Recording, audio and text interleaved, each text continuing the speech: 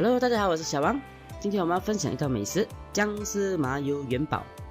一层薄薄的鸡蛋包着那个肉碎，真的是太美味了。好，废话不多说，这个是我们今天要准备的食材，有1小块的姜，还有2颗鸡蛋，这里呢还有250克的肉碎哦。好，我们先处理我们的肉碎哦，加1/3茶匙的盐进来，接着我们加1汤匙半的生抽。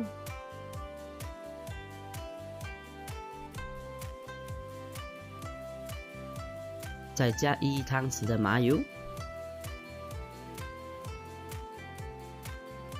再加少许的胡椒粉进来。之后呢，我们把它搅拌均匀。搅拌均匀之后呢，我们放在一旁腌制15分钟。好，接下来到我们的鸡蛋哈，鸡蛋呢，我们要先提前把它打在碗中哈。之后呢，我们把它打散。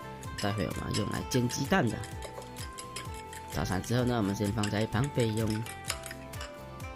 好，接下来到我们的姜啊，先把它先削皮哈，之后呢，我们先切成薄片啊。这里呢，如果你能切得越薄越好哦。之后呢，我们再把它切成丝，越幼越好。切好之后呢，我们先放在盘中备用。接下来我们准备一锅油。油稍微放多一点啊，这样子我们煎那个鸡蛋呢才比较好煎。接着呢，我们大约拿1勺的鸡蛋放在锅中，不用急哈，慢慢来，不急的。我们打开中火就可以的啦。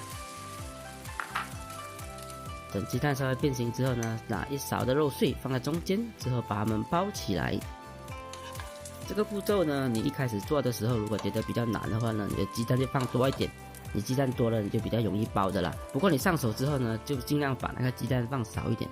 鸡蛋少一点呢，吃起来口感呢会比较好的。如果你鸡蛋太多的啦，那个吃起来的口感就不太好的了。前2个呢，我示范给你们看，会比较多鸡蛋的。接下来呢，我们就要包比较少鸡蛋的，你们就尽你们所能嘛，只要把它们能包起来就 OK 的啦。包这个肉碎呢，不用心急的，你只要打开中火这样子，那个鸡蛋是不会烧焦的，你可以慢慢来，不急。接下来我们就把全部的肉碎包完就好的啦。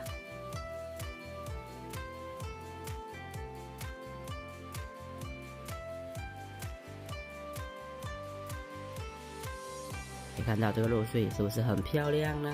好像元宝一样。接下来刚刚煎那个鸡蛋的锅呢，不用洗哦。直接加3汤匙的麻油进来，麻油不要多哦，麻油一多，那个东西就变苦的了。之后呢，加入我们的姜丝，不是林正英的姜丝啊，是这个姜丝的姜丝啊。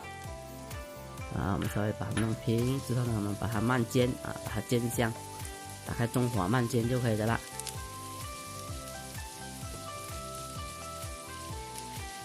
煎到差不多之后呢，就可以加入500毫升的清水。盖上锅盖，等它水滚。水滚之后呢，不需要关火，直接加入我们煎好的鸡蛋肉碎。这里也不用急，慢慢的加。有些人一定会问我，为什么不要直接煎一个鸡蛋肉碎饼，然后再放进这个汤汁啊？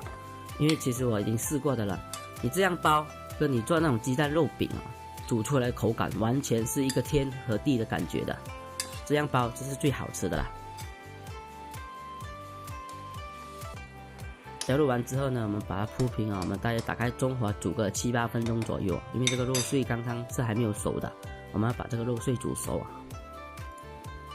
接着呢，我们大约加2汤匙的生抽进来你们要跟着这个汤匙不要拿那种要喝汤的汤匙平常我们用这个吃饭的汤匙就可以的啦。